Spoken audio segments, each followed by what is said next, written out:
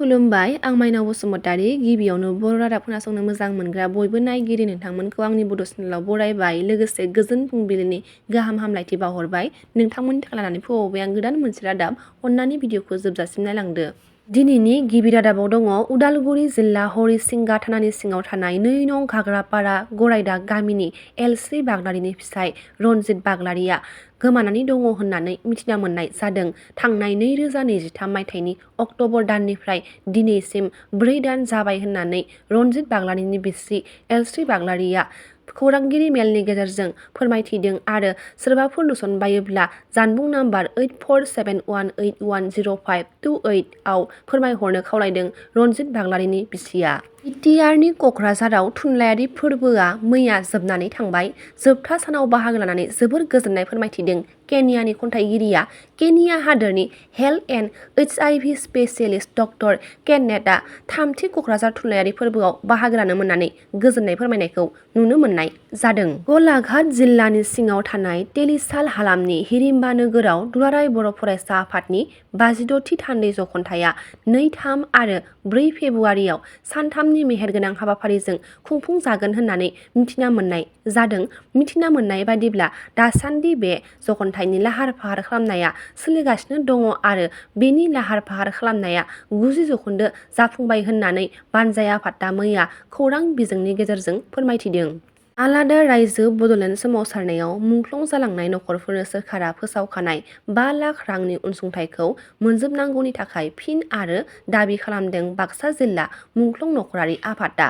मैया बाक्सा जिल्लानि बरबारियाव मोनसे आलांगा मेल जुथुमनायनि उनाव बाक्सा जिल्ला बड'लेण्ड मुंख्लं नखरारि आफादआ सोमावसारनायाव मुंख्लं जालांनाय नखरफोरनो 5 लाख रांनि अनसुंथाइखौ फैगौ फेब्रुवारि दाननि गेजेरावनो होजोबनो नांगौ होननानै दाबि खालामनायखौ मिथिना मोननाय जादों। बर'फोरनि सोमावसारनायाव मुंख्लं जानायजों बिएसि बिटिसि आरो बिटिआर गोरोबथाया जालांबाय नाथाय दासिमबो गोबां नखरफोरानो मोननो हायाखै। सोरखारा 5 लाख रां अनसुंथाइ होनो फोसावनायखौ जायनि थाखाय गोथौ दुखु मोननायखौ फोरमायदों बाक्सा जिल्ला बड'लेण्ड मुंख्लं नखरारि आफादआ। मख'नो गोनांदि बाक्सा जिल्लानि बड'लेण्ड मुंख्लं नखरफोरा सोरखारनिफ्राय फोसावनाय 5 लाख रांखौ गोबाङानो मोननो हायाखै। बिटिआर सोरखारा थांनाय सानाव अनसुंथाइ होनायनि गेजेरावबो 3 सुबुङाल' मोननो हादों होनना अजद दैखांदों। दासिमबो बाक्सा जिल्लायाव गासै 1010 नखरफोरानो सोरखारनिफ्राय 5 लाख रांनि अनसुंथाइखौ मोननो दंबावो होननानै फोरमायथिदों।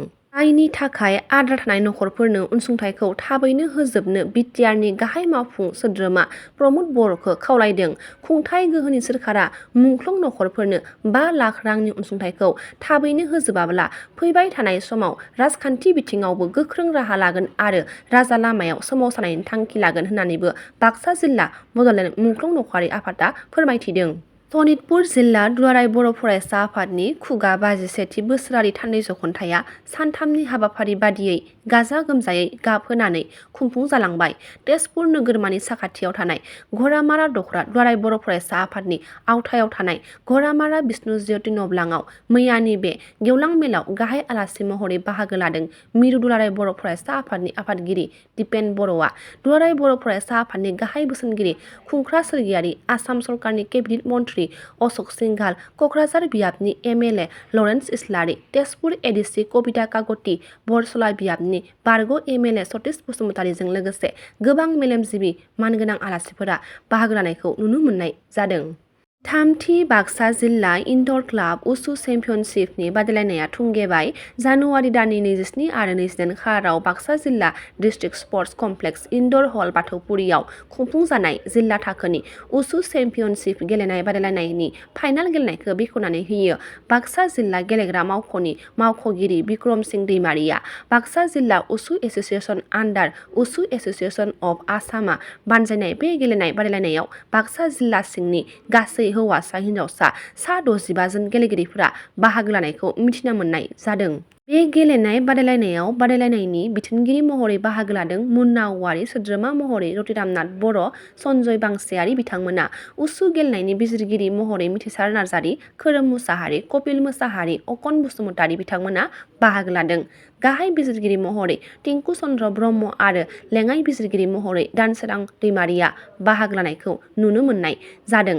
लोगोसे आसाम उसु एस'सिएशननि डिपुटि टेकनिकेल नेहाथारि गपि सिं लामा, आसाम उसु एस'सिएशननि पाब्लिसिटि नेहाथारि राहुल मेधियाबो बाहागो लानायखौ खौरां मोननाय जादों। खुंग्रि बाजारनि साखाथियाव गोदानै लुफुंजानाय कमिउनिटि न'ब्लां बेखेवनाय आरो बिनेश्वर ब्रह्म मेम'रियेल बड'लेण्ड नलेज मिरु लुफुंनो गिबियै खुन्थिया गायसनजेन्दों। थाइखाजारा भिसिडिसिआव चिरां जिल्लानि सिङाव थानाय खुंग्रि ओनसोलनि रायजो राजाफोरनि थाखाय गोदानै लुफुंजानाय कमिउनिटि न'ब्लांखौ बेखेवनानै होदों बिटिआरनि इएम रनजित बसुमतारिया। बे कमिउनिटि न'ब्लांखौ मोननानै खुंग्रि ओनसोलनि रायजो राजाफोरनि थाखाय जोबोरैनो गोग्गाथाव आरो गोजोनथाव जाबाय होननानै फोरमायदों ओनसोलनि थागिबि सानसुमैफोरा। मानोना अखा बोथोराव अखा सिनाङा लासे आरो गोजांनाय बोथोराव निहोर खुवाफोरनिफ्राय रैखा मोननो हासिगोन होननानै गोजोननायजों साबायखर बावहरदों। दिनैनि रादाबा एसेनोसै। गाबोन फिन गोदान रादाब लानानै लोगो मोनगोन। नोंथांमोना भिडिअखौ जोबजासिम नायबायब्ला अननानै लाइक, शेयार, कमेन्ट लोगोसे साबस्क्राइब खालामनानै होदो। गोजोन्थों।